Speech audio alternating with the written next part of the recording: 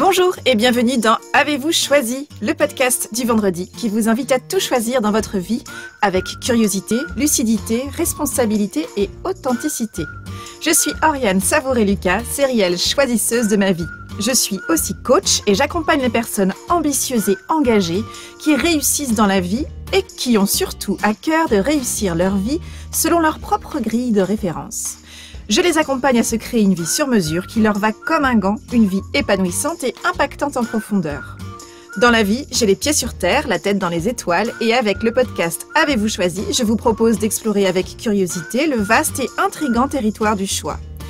Cette exploration, je vous y invite au fil des épisodes et à travers 3 formats distincts.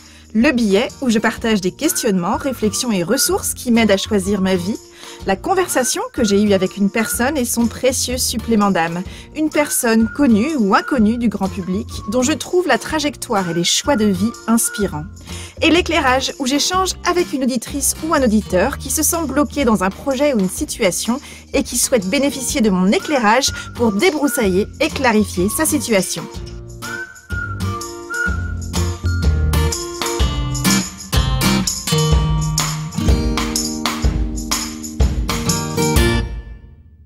Aujourd'hui, j'ai le plaisir de vous partager le dernier épisode de l'année 2020 d'Avez-vous choisi. 2020 s'apprête à tirer sa révérence, une bien drôle d'année qui a bousculé nos certitudes et nos schémas établis, qui a bousculé la liste des acquis qui semblaient pour beaucoup d'entre nous indéboulonnables. De l'incertitude, il y en a eu, sanitaire, économique, citoyenne, et ça continue. Peu de sujets et peu de personnes ont été épargnés cette année. C'est une année qui nous a bousculés, une année qui a très vite fait partie du tableau des années mal aimées à oublier rapidement.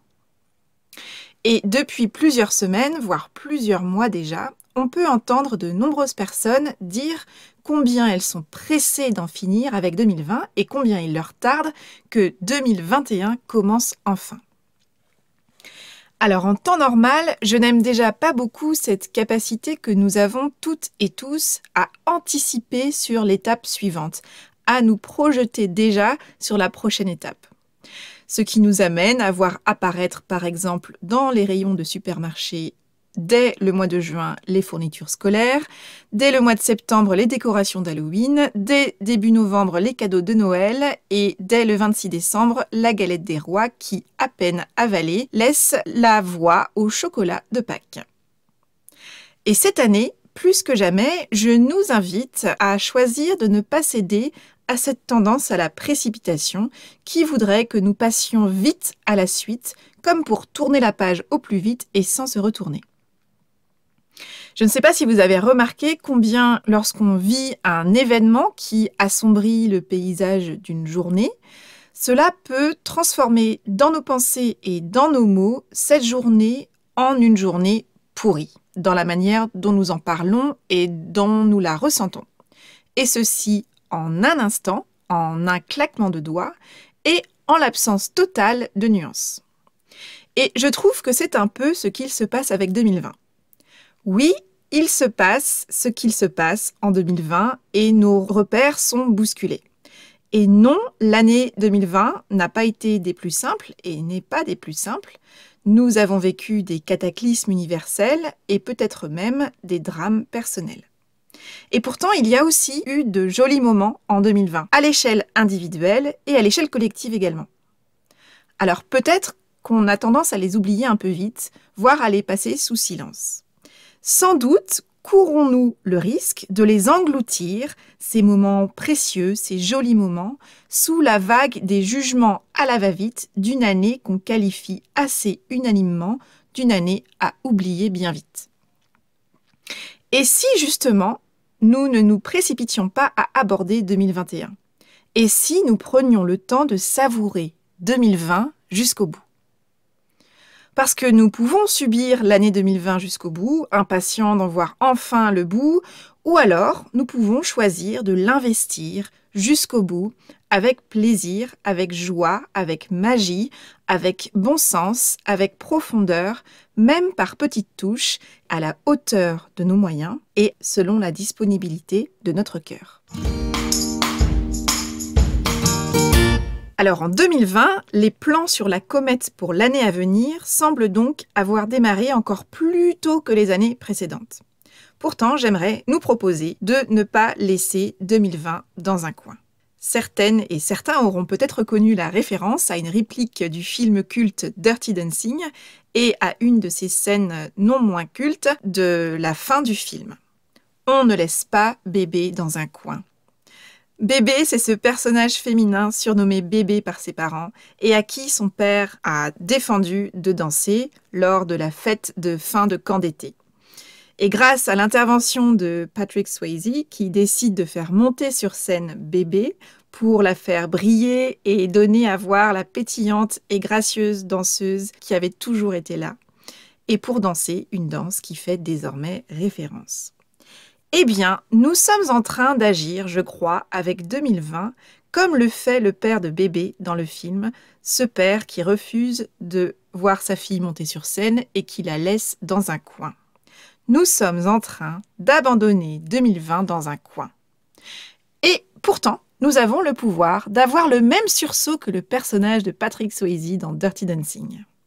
Et si nous choisissions d'apprécier 2020 à sa juste valeur et de la mettre dans la lumière? Et si nous choisissions de ne pas clore le dossier 2020 sans avoir pris le temps de l'apprécier dans son ensemble? Et si nous faisions monter 2020 sur scène pour une dernière danse afin de lui et de nous donner une chance de nous montrer ce qu'elle sait faire? Et si nous choisissions de redonner des couleurs et ses lettres de noblesse, voire ses chiffres de noblesse, à notre année 2020? Alors c'est décidé, on ne laisse pas 2020 dans un coin. Cette année 2020 mérite mieux que ça, vaut mieux que ça, alors apprécions-la à sa juste valeur. Tout d'abord, quels sont les cadeaux qui ont parsemé notre chemin jusqu'ici en 2020? Nous pouvons prendre le temps de retracer et de savourer les événements, les rencontres, les prises de conscience qui ont apporté une jolie touche à notre année. Alors ça n'a pas besoin d'être grandiloquent, ni gigantesque, ni pétillant, ni avec tout un tas d'artifices autour. Cela peut être un unique moment de l'année que nous avons envie d'encadrer, de récolter comme une étoile filante qui risque de filer très vite et d'être oubliée très très vite si nous ne l'attrapons pas à temps. Qu'y a-t-il eu de merveilleux dans notre année 2020 ? Donnons une chance à 2020 de faire aussi partie de nos années merveilleuses. Allons chercher le merveilleux qui a déjà surgi dans l'année, la fameuse beauté cachée, parfois très enfouie, de cette drôle d'année. Et puis, nous pouvons aussi choisir de finir en beauté. Après avoir observé ce que nous retenons de précieux de ce qu'il s'est passé en 2020 jusqu'ici, nous pouvons également porter notre attention sur le reste de l'année 2020 et de choisir de l'investir avec conscience et avec responsabilité et avec joie. Car il reste 14 jours de 2020 au moment où je publie cet épisode. Alors, comment choisissons-nous d'injecter de la magie et du merveilleux dans les jours qui restent avant la fin de 2020? Il n'y a pas d'obligation à être pressé d'en finir avec 2020. Nous pouvons choisir de savourer le temps qu'il reste. Il reste 14 jours donc pour finir cette année avec panache, avec joie, sans forcément beaucoup de moyens ni de grandiloquence. Mais osons faire entrer la lumière et la magie jusqu'au bout des ongles de pied de 2020 pour que les pieds de 2020 puissent danser jusqu'au bout et nous avec. Alors pour ce dernier épisode de l'année 2020 d'Avez-vous choisi, je vous invite à laisser infuser les questions suivantes et à prendre le temps d'écouter les réponses qui surgiront pour vous. Pensez à noter vos réponses pour mieux les ancrer. Quel est le plus beau cadeau que vous a offert 2020 ? Qu'avez-vous appris de précieux jusqu'ici en 2020 ? Qu'est-ce qui jusqu'ici vous a fait pétiller en 2020 ? Et de quelle manière choisissez-vous de faire fructifier ces derniers jours de 2020 ? Alors, vous choisissez de commencer par quoi pour mettre un coup de projecteur sur la beauté de votre année 2020 et pour vivre avec le plus de joie et de légèreté possible cette fin d'année? Donnons-nous les moyens de choisir, de terminer en beauté cette année un chouïa déstabilisante. Osons le coup de projecteur sur ce qui s'est bien passé, sur ce que l'année 2020 nous a appris et apporté de précieux, et osons investir notre année 2020 jusqu'au bout avec grâce, audace, légèreté, en musique et pourquoi pas en dansant. Puis, nous serons fin prêts et fin prêtes à laisser la place, en son temps, à 2021, pour que cette année se déploie à sa propre manière, dans son propre espace-temps. N'hésitez pas à me partager par mail ou via les réseaux sociaux ce que vous allez choisir de conserver de précieux parmi tout ce qui vous est arrivé en 2020 jusqu'ici et comment vous choisissez d'investir le reste de l'année avant d'entamer la nouvelle. Je serai ravie de vous lire, curieuse de découvrir vos réponses et enchantée de vous répondre. Si vous sentez que le temps est venu pour vous de vous construire une vie davantage sur mesure, que vous aimeriez être accompagné sur ce chemin pour gagner en clarté sur ce que vous voulez vraiment et que vous êtes prêt ou prête à investir en vous, sachez que j'accompagne un petit nombre de personnes en coaching individuel. J'accompagne des personnes à la tête bien faite, efficaces, plutôt perfectionnistes, qui savent travailler, beaucoup même, à mettre leur efficacité à leur propre service pour se construire la vie épanouissante et impactante à laquelle elles aspirent. Sachez également que je lance une nouvelle édition de mon groupe de coaching en ligne « Déconfinez vos idées, il est temps de passer à l'action ».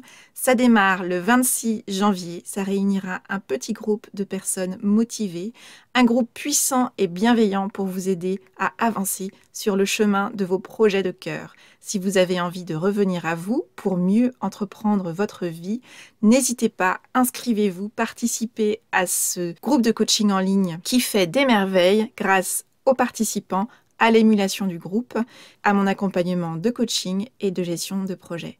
Je me réjouis d'accompagner ce petit groupe de personnes à compter du 26 janvier pour 6 rendez-vous, un mardi midi sur 2, jusqu'au 6 avril prochain. Pour plus de renseignements, direction mon site internet. Voilà, c'est tout pour aujourd'hui. Vous retrouverez cet épisode sur le site oriansavoureluca.com. Si vous aimez ce que je vous propose, pensez à vous abonner à la newsletter de Avez-vous choisi afin d'être alerté dès la publication d'un nouvel épisode et pour recevoir la graine de la semaine. La graine que je sème par mail chaque lundi sous la forme d'une question, d'une réflexion ou d'une intention et que vous allez pouvoir faire germer ou regarder germer au fil de la semaine. Pour soutenir ce projet de façon bienveillante et efficace et pour lui donner davantage de visibilité, votre voix compte et peut porter de différentes manières. Vous pouvez faire connaître Avez-vous choisi à ces personnes qui comptent pour vous et que l'idée de tout choisir dans leur vie pourrait réjouir. Vous pouvez également partager votre enthousiasme par écrit en déposant une constellation sur Apple Podcast, un avis sur votre application de podcast préférée, sur le site ou les réseaux sociaux. Enfin, si vous souhaitez me contacter pour postuler à l'éclairage, me partager vos retours, vos questions, vos avancées ou pour me suggérer de nouveaux invités, vous pouvez me contacter via mon site et je me ferai un plaisir de vous répondre.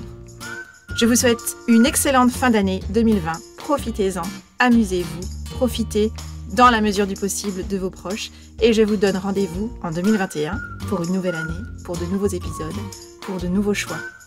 Et d'ici là, et si vous choisissiez tout ?